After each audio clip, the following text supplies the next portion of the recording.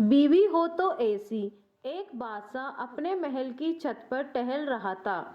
टहलते टहलते उसकी नज़र महल के नज़दीक घर की छत पर पड़ी, जिस पर एक बहुत खूबसूरत औरत कपड़े सुखा रही थी।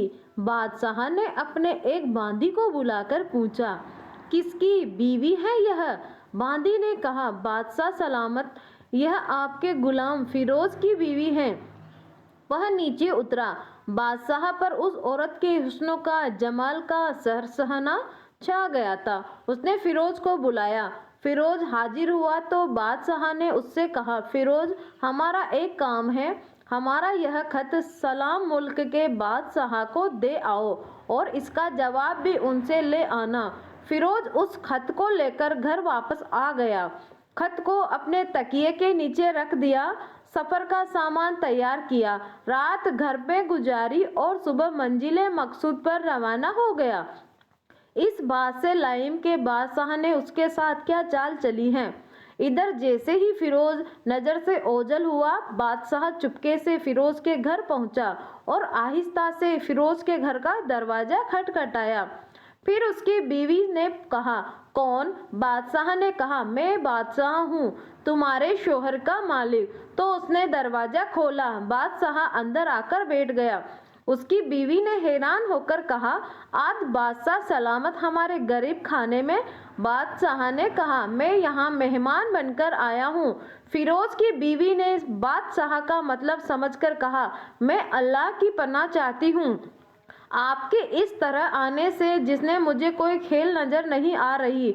बादशाह ने गुस्से में कहा, यह लड़की क्या कह रही हो तुम? शायद तुमने मुझे पहचाना नहीं। मैं बादशाह हूँ, तुम्हारे शोहर का मालिक। फिरोज की बीवी ने कहा, बादशाह सलामत, मैं जानती हूँ कि आप ही बादशाह हैं, लेकिन बुजुर्ग कह गए हैं, शेर को अगर जितनी भी भूख लगे पर वह मुर्गा तो नहीं खाना शुरू कर देता। और कहाँ बादशाह सलामत, तुम इस कटोरे में पानी पीने आए हो जिसमें तुम्हारे कुत्ते ने पानी पिया है? बादशाह ने उस औरत की बातों से बड़ा शर्मसार हुआ और उसको छोड़कर वापस आ गया, लेकिन अपने चप्पल वहीं भूल गया। वह सब तो बादशाह की तरफ से हुआ था। अब फिरोज को आधे रास्ते में याद आया कि जो खत बादशाह ने उसे दिया था वह घर पर ही छोड़ आया है। उसने घोड़े को तेजी से वापस मोड़ा और अपने घर की तरफ लपका। फिरोज अपने घर पहुंचा तो तकिए के नीचे से खत निकालते वक्त उसकी नज़र पलंग के नीचे पड़े बादशाह के डोले यानी चप्पल पर पड़ी तो वह जल्दी में भूल गया था। फिरोज का सर चकरा कर रह गया और वह समझ गया कि बादशाह ने उसे सफर पर सिर्फ इसीलिए भेजा था कि वह अपना मतलब पूरा कर ले। फिरोज किसी को कुछ बताए बगैर चुपचाप घर से निकला। खत लेकर वह चल पड़ा और काम खत्म करने के बाद बादशाह के पास आया तो बादशाह ने उसे इनाम के तौर पर 100 दिनार दिए। फिरोज दिनार लेकर बाजार गया और औरतों के इस्तेमाल के कीमती कपड़े और कुछ सामान खरीदकर बीवी को सलाम किया और कहा, चलो तुम्हारे मैके चलते हैं। बीवी ने पूछा, यह क्या है? उसने कहा, बादशाह ने इनाम दिया है और मैं चाहता हूँ कि तुम यह पहनकर अपने घर वालों को भी दिखाओ। बीवी जैसे आप चाहे।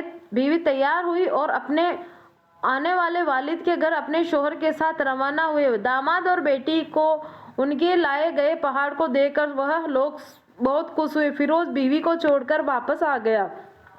1 महीना गुजरने के बावजूद ना बीवी का पूछा और ना ही उसे वापस बुलाया। फिर कुछ दिन बाद उसके साले उनसे मिलने आए और उनसे कहा, आप में अपनी बहन से गुस्से और नाराजगी की वजह बताइए, फिर हम आपको काजी के पास पेश करेंगे। तो उसने कहा, अगर तुम चाहो तो कर लो, मेरे जिम में उसका कोई हक नहीं है जो मैं अदा ना किया हो। वह लोग अपने केस का काजी के पास ले गए तो काजी ने फिरोज को बुलाया। काजी उस वक्त बादशाह के पास बैठा हुआ था।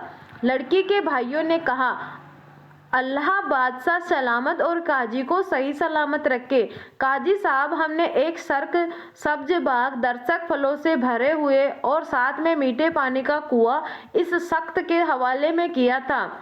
जो इस शख्स ने हमारा बाग उजाड़ दिया, सारे फल खा लिए, दरखत काट लिए और कुएं को खराब करके बंद कर दिया। काजी फिरोज की तरफ मोतवज्जह होकर पूछा, हाँ तो लड़के, तुम क्या कहते हो इस बारे में? फिरोज ने कहा, काजी साहब, जो बाग मुझे दिया गया था वह उससे बेहतर हालत में मैंने उसे वापस किया है।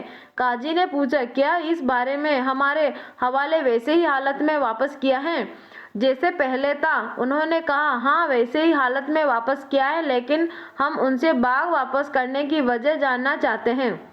काजी ने कहा, फिरोज, तुम इस बारे में क्या कहना चाहते हो? फिरोज ने कहा, काजी साहब, मैं बात किसी बुक जिया नजरत की वजह से नहीं छोड़ा, बल्कि इसीलिए छोड़ा कि एक दिन जब मैं बाग में आया तो उसमें मैंने शेर के पंजे के निशान देखे, तो मुझे खौफ हुआ कि शेर मुझे खा जाएगा। इसीलिए शेर के इकराम की वजह से मैंने बाग में जाना बंद कर दिया। बादशाह को एक लगाए हुए यह सब सुन रहा था, उठकर बैठ गया और कहा, फिरोज, अपने बाकी तरफ अमन वही होकर जाओ। अल्लाह की कसम, इसमें कोई शक नहीं है कि शेर तुम्हारे बाग आया था, लेकिन वह वहां पर ना तो कोई असर छोड़ सका, ना कोई पत्ता तोड़ सका और ना ही कोई फल खा सका। वह वहां पर थोड़ी देर रहा और मायूस होकर लौट गया। खुदा की कसम, मैंने कभी तुम्हारे जैसे बांके गिरने लगे मजबूत दीवारें नहीं देखी। फिरोज अपने घर लौट आया और अपनी बीवी को भी वापस लिया। ना तो काजी को पता चला और ना किसी और को कि माजरा क्या है। क्या खूब बेहतर है अपने हल्के राज को छुपाना कि लोगों को पता ना चले, अपने घरों के बात किसी पर जाहिर ना होने दे। दोस्तों, कहानी अच्छी लगी हो तो आज ही हमारे YouTube चैनल को जरूर सब्सक्राइब करें। धन्यवाद।